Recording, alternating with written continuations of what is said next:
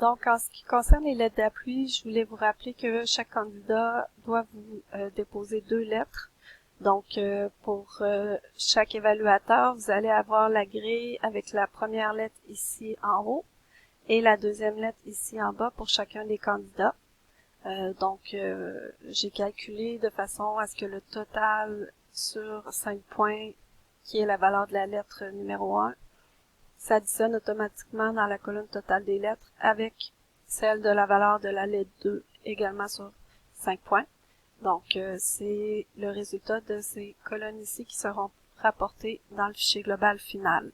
Donc, concernant l'utilisation du guide d'entrevue, je l'ai aussi entré dans le fichier Excel, même si je sais que vous allez évaluer à partir de grilles papier. Le fichier Excel servira à la fin de l'avant-midi et à la fin de la journée à venir saisir les résultats des candidats évalués. Donc, vous pouvez venir sous le bon numéro du candidat, là, venir indiquer combien de points par question vous avez attribué. Comme la question 1 ne vaut pas de points, vous voyez ici que la cellule est restée en blanc. Donc, vous allez pouvoir commencer à partir de la question 2 à saisir le pointage. Et le tout se calculera automatiquement sur 50 et remis sur 35 pour la note finale. Donc, vous verrez encore une fois que vous avez chacun votre onglet avec votre nom. Et une fois que vous aurez réalisé l'entrée des données dans chacun des onglets, le tout se transférera automatiquement dans le classeur pour le calcul final. Donc, voilà, c'est ce que j'avais à vous montrer par rapport à l'utilisation du fichier Excel en Google Doc. La seule chose qui me reste à vous montrer, c'est comment ça se passe si un de vos collègues se branche en même temps que vous dans votre onglet et essaie d'y entrer de l'information. Donc, moi, je trouve que c'est un avantage d'utiliser le Google Doc.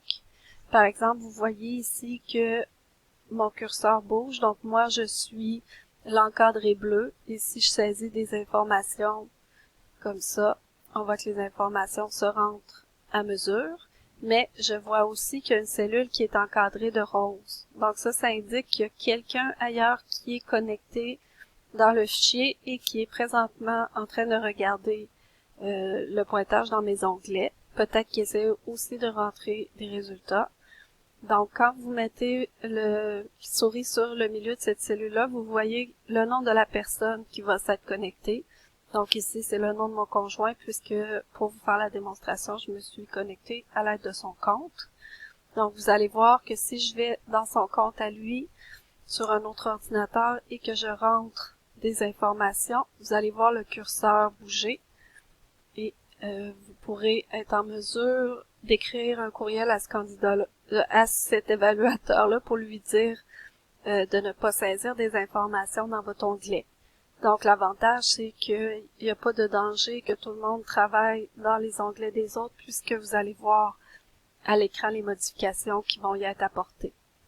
Si jamais vous souhaitez écrire un petit message à la personne qui est connectée, vous allez voir la bulle avec le prénom de la personne ou son initiale et vous allez pouvoir afficher le clavardage et venir envoyer un message à cette personne-là pour lui dire « S'il vous plaît, tu t'es trompé d'onglet, etc. » Donc, voilà, c'est ce que j'avais à vous montrer pour l'utilisation du fichier Excel. Si jamais vous avez des questions, n'hésitez pas à m'écrire un courriel. Et je serai disponible aussi là, quand vous allez recevoir les dossiers si vous avez des questions pour débuter le travail. Merci.